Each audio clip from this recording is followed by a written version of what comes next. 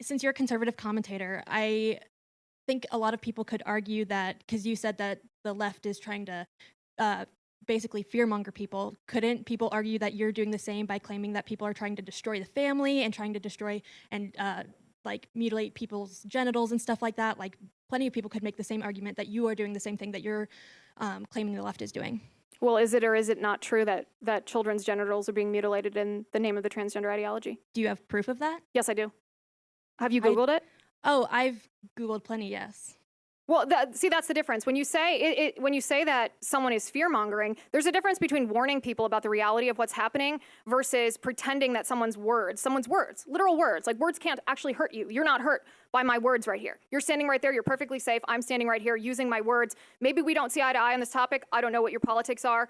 But the fact of the matter is, it's reality. When you look at what's happening at gender clinics all across the country, when you look, I mean, Jazz Jennings, everyone's heard of Jazz Jennings, right? One of the most prominent transgender young people in our country. This individual, is a male and had his genitals, he was castrated.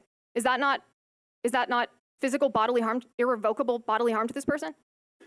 I mean, I don't know specifically about that person, but I think, okay.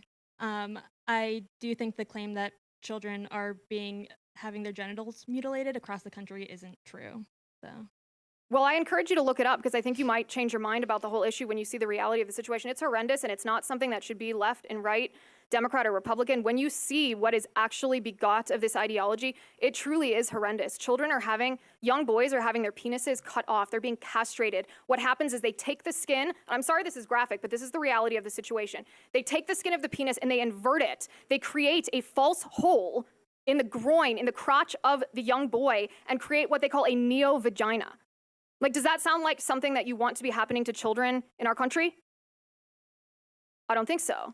It's horrendous. And I mean, there was in one of the pivotal studies that underpins the gender affirming model of care that kind of led to this transitional surgery, one of the 18-year-old young people who was undergoing the surgery actually died from it because it's dangerous. Again, I highly recommend that you look it up because I think that we'd find common ground on that point and that you would not approve of young people's bodies being mutilated the way that they are when you see the reality of it.